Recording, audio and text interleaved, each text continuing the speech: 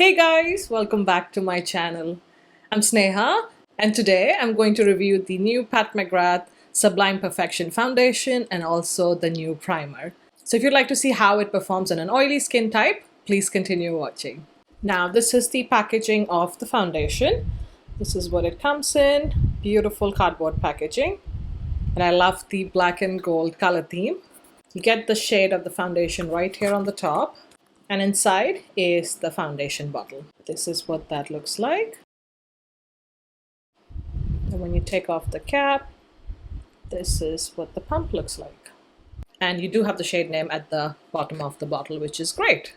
Now in this container, you do get slightly more than a standard foundation volume, which is 35 ml or 1.18 fluid ounce. Standard foundation size is 1 fluid ounce or 30 ml. And this retails for a hefty £60 here in the UK and $68 in the US. This definitely has to be the priciest foundation I own. But when I looked at the shade range and the formula, I felt like it was okay for me to invest in this foundation. But I'll get to more at the end of this video where I will give you my final thoughts about the product. The foundation launched with 36 shades, which I think is pretty good, especially as you look at the shades, the range of the shades I mean. They've been divided into 5 shades in terms of the depth of your skin tone. So for reference, I fall in the medium skin tone range, which I think is an accurate description. When you look at skin tones globally, it does make sense that someone with my skin tone would fall in the medium. And then within the medium range, if you're around my skin tone, the shades range from number 15 through 21. And they all have different undertones, so they can range from something with a yellow undertone, something with a neutral yellow undertone, something with an orange or peachy undertone, something with a neutral olive undertone. So it's really nice that the brand has done the research for studying the different undertones and have come up with shades that are really beautiful. I think of all the foundations I own, I think this one comes at number 1 or 2 in terms of how beautiful the shade is for my skin tone. Being a neutral olive undertone, I really struggle with finding foundations because they can lean towards more yellow or orange typically in various brands. So I'm really happy with the shade match. I was matched to shade number 18, which has a neutral olive undertone. Now I'm just going to read off the claims of the foundation. It claims to build weightlessly from a sheer veil to a flawless medium coverage. I absolutely agree with that.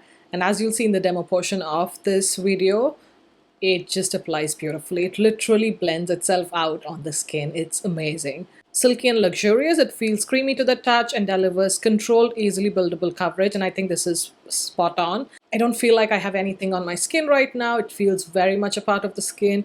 You can see that it pretty much looks like skin. I don't think anybody could tell that I have foundation on other than the other color makeup products that I have on my skin. It's supposed to be self-setting, and I think that may be okay for someone with a normal skin type. I have an oily skin type, so I definitely set my face with powder, and that was definitely recommended to me by the lady who helped me at Selfridges. It's supposed to be a long-wearing formula, and I have tested this. I have worn this every day since I got it. It's about 4 days now. The longest I've worn this is for 11.5 hours, but it lasted throughout the day. If you have oily skin, you do have to blot, but otherwise it lasts beautifully on the skin. It's supposed to be formulated with the whiter serum complex. It's supposed to fight against wrinkles or formation of wrinkles by preserving the hydrophilic film barrier of the skin. Again, it's a foundation similar to the Charlotte Tilbury Airbrush Flawless Foundation, incorporating skincare with makeup. So I have always been skeptical of that, but I have been using this and the Charlotte Tilbury foundation ever since I got them essentially. And I have noticed a difference in my skin in terms of how my skin feels at the end of the day. It doesn't feel dry or happy to get the makeup off. It just feels comfortable and hydrated. So I definitely think that some of the aspects of the skincare element is true, even though I've always been a skeptic. But I do think that they help somehow with the skin or how it feels at the end of the day. Also, this complex is supposed to boost hydration by activating the natural production of hyaluronic acid and ceramides, which is good. Diamond Core powder technology improves skin texture by optically blurring and smoothing the appearance of fine lines and imperfections. Yeah, I do have quite deep, I would say, smile lines right there. But this foundation, just like the Charlotte Tilbury foundation, does not settle into my smile lines, which is brilliant. So I do think that statement is partly true.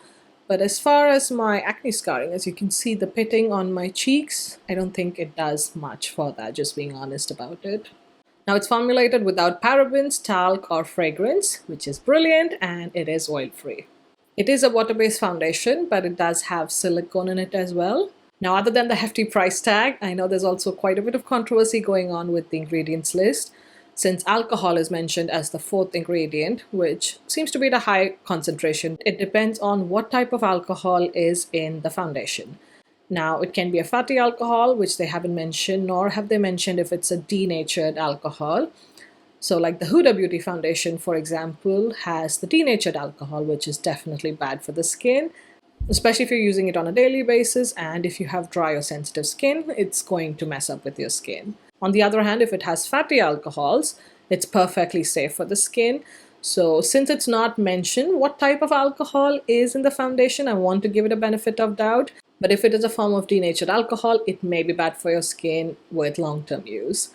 So if you have dry or sensitive skin, definitely get a sample of the foundation and test it out for a week or so before you decide on whether you want to buy it or not. As far as application goes, there are two methods that they recommend, using your fingertips versus brushes, and I have discussed them during the demo portion, so let's get into that. So what I'm going to do today is do one half of my face with just the foundation alone, and the other half of my face I'm going to use the Pat Mcgrath primer. So I did take a sample from Selfridges, and I'm going to do that on this half of my face and then go over with the foundation just to see if the primer is worth the price tag. It's about, I think, 52 pounds in the UK. It's by no means cheap.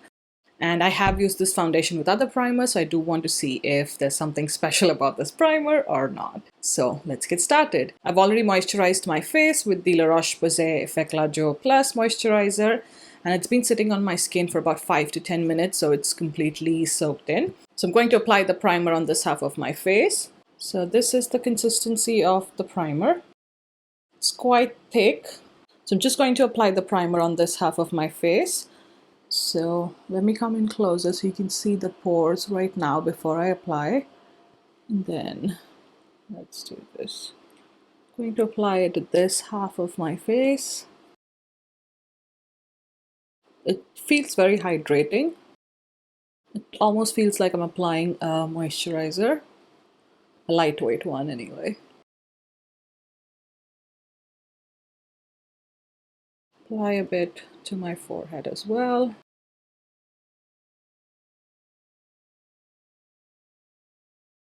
So I'm going to come in closer so you can see if there's a difference between the primed and the non-primed side.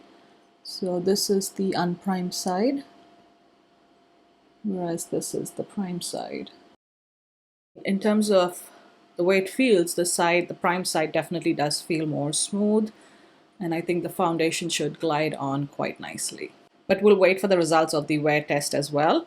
So let's start with the foundation application. On Pat Mcgrath's website, they do recommend two methods of application, one with the brush, like a buffing style brush, and they have launched a brush, but I'm not purchasing that. I have enough brushes. And the one that I found closest to it is the Zoeva 102 brush. So this is what I'm going to use for the application.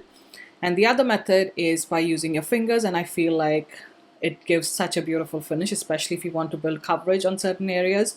Use your fingers, it blends beautifully and applies very nicely. So I'm going to take one full pump. This is how much product is dispensed, and you can see it's quite a runny formula. So what I'm going to do is first apply it on the area where we haven't primed.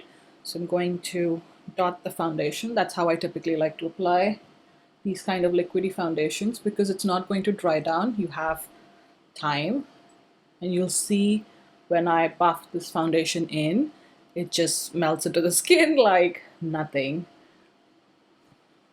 It essentially blends itself out. You don't have to do much work. Just apply a little bit on this spot right here as well. Just going to take the Zoeva brush, and without any product on it, just push it into the skin.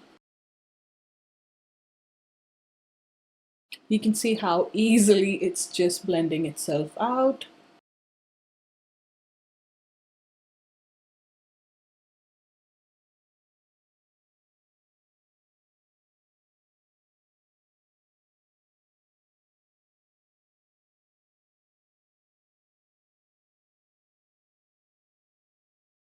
So that took me like seconds to blend into my skin, and you can see how skin-like the foundation looks on my face. It's beautiful.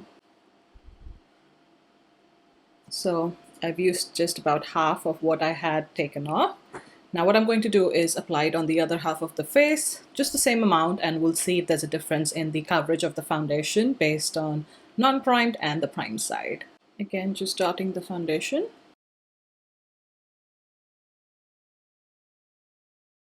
Okay, I still have some foundation remaining, which we'll use where we want to build up coverage.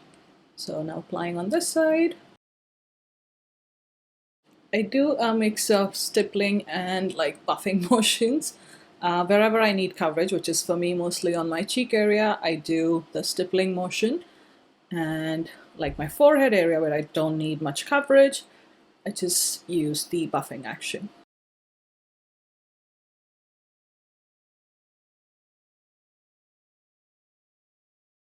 So this is what the foundation looks like. Unprimed side, primed side.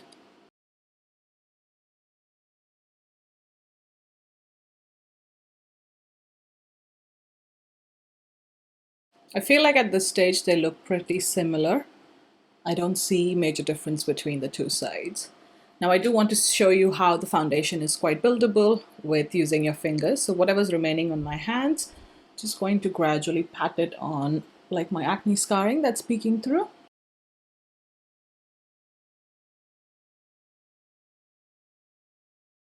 And I'm still working with that first pump we'd taken out.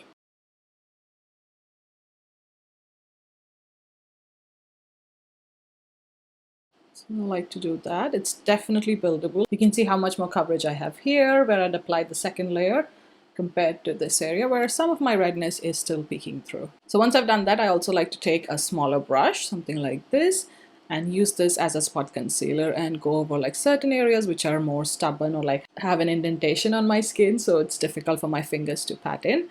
But I'll also repeat the same on this side first.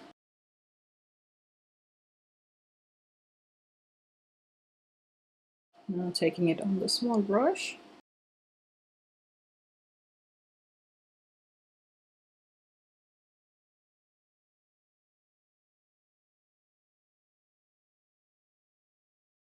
And because this formula doesn't dry down quickly, at least on my hands, you do have quite a bit of time to work with it, which is good.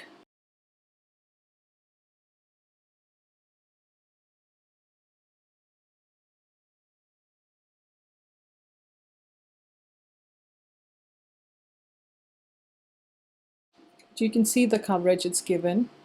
I don't need to go in with another concealer for any kind of spot concealing. And on this area, I'm still working.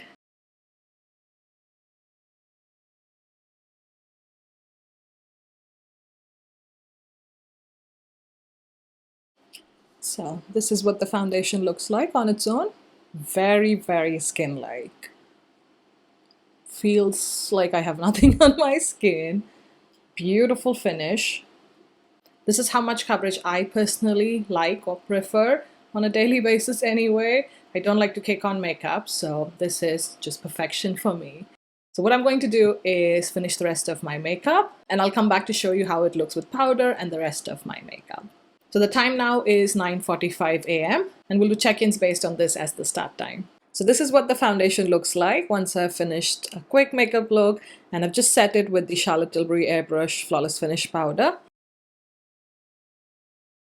This is the side that does not have any primer. And this is the side which has the Pat Mcgrath primer. At this point, I do not see a visible difference between the two sides, but I'll keep you guys updated at each check-in. So I'm just setting my makeup with the Skintone Oil Control Finishing Spray. And this is what the skin looks like after I've used the setting spray.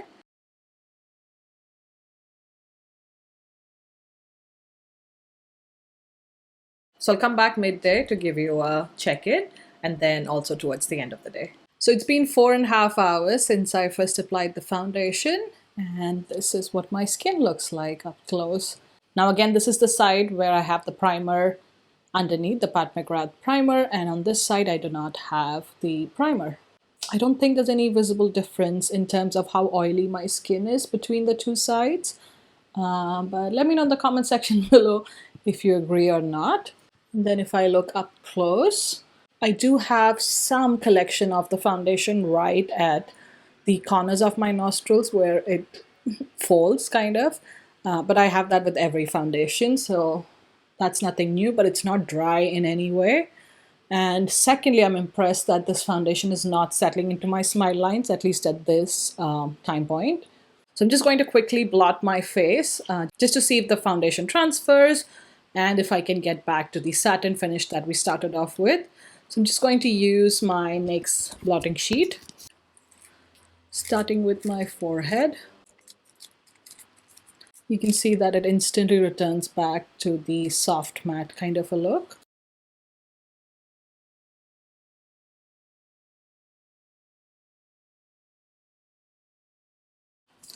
So taking a second one.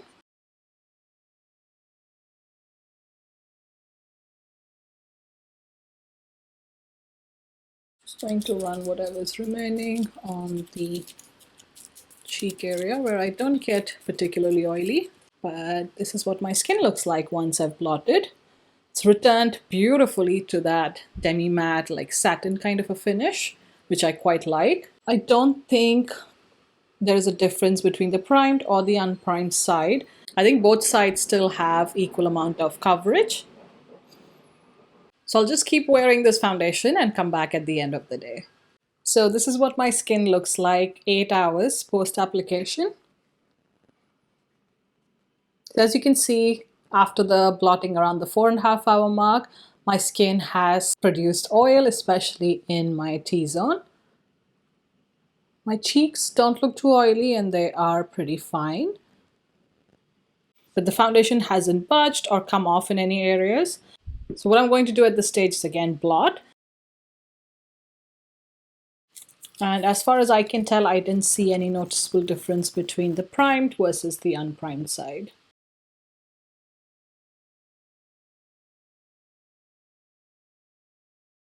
So this is what my skin looks like after blotting. And I'll just come a little bit closer so you can see that there is no settling in my smile lines.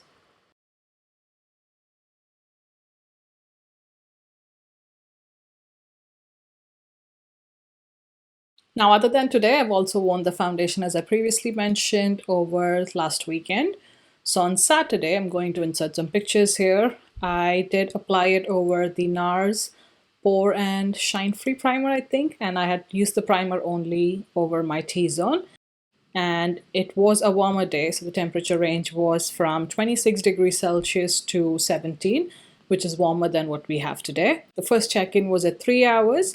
And as you can see, my skin has a little bit of glow, but it's not too bad. But I did blot at 4 hours just to return it back to the matte finish. And then although again, there was some settling, very minor settling in the corners of my nose, there was no creasing in my smile lines. And then the same day, I wore it for 11.5 hours and there were no more touch-ups between the 4 hour mark and the 11.5. Although my skin is glowy or shiny, there was no creasing in my smile lines. On Sunday, I tried the same foundation without any primer, so just the foundation on its own. And I did blot twice, so about every 4 hour or so. And my last check-in was at 9 hours, which I'm going to insert right here. And my skin still looked beautiful. So overall, what are my final thoughts for this foundation? I think it's a beautiful foundation if you like a light to medium coverage and if you like your skin to look like skin. I do not think this foundation is for those of you who like full coverage foundations or who like the look of foundation. I know some people do, so just putting that out there.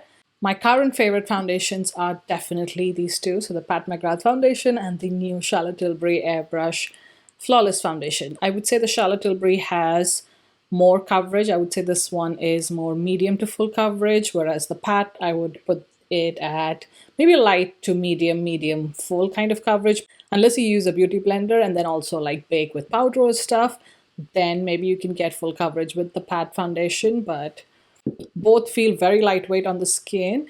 But I would say the Pat foundation, just because the shade is a beautiful match for me, I would say that one looks more like skin overall, and it blends like a dream. You have to try the foundation to believe it. It just goes on seamlessly and it kind of blends itself out. All you have to do is just move the brush around on your face and the foundation does its own thing. With the Charlotte Tilbury, I think my only complaint is that the shade range, there is an olive tone missing in the 8 and 9 depth of skin tone, which would have been perfect for me, but I will, once it launches, go back in the store to see if there's a better match for me. I have been loving mixing these two actually. So yesterday on Monday, what I did is applied the Pat Mcgrath foundation on the periphery of my face, and towards the center, because I wanted it a little bit brighter, I mixed the Pat Mcgrath with the Charlotte Tilbury foundation, which is light for me. So that created a beautiful look, and I think that's my go-to look if I want more coverage in the center of my face. But overall, I love the foundation for, firstly, the shade range. I think this is the first foundation in my life that I found to have a beautiful undertone. In terms of shade and depth, this one is fantastic. Now, it is a hefty price tag, £60. I can't tell you if it is worth it or not because everybody's needs are different from a foundation. Do I love the foundation? Absolutely. I love it, and I think I'm going to get a lot of use from it, especially because the color is so beautiful. Now, in terms of buying the primer, I would not recommend it, especially if you have a similar skin type as mine. It did not make any difference to how much oil was produced or control oil production or how my skin feels. It feels pretty similar on both sides. So I would skip on the primer if I were a combination to an oily skin type. I'm not sure if it helps the drier skin types. Maybe it does, maybe it doesn't.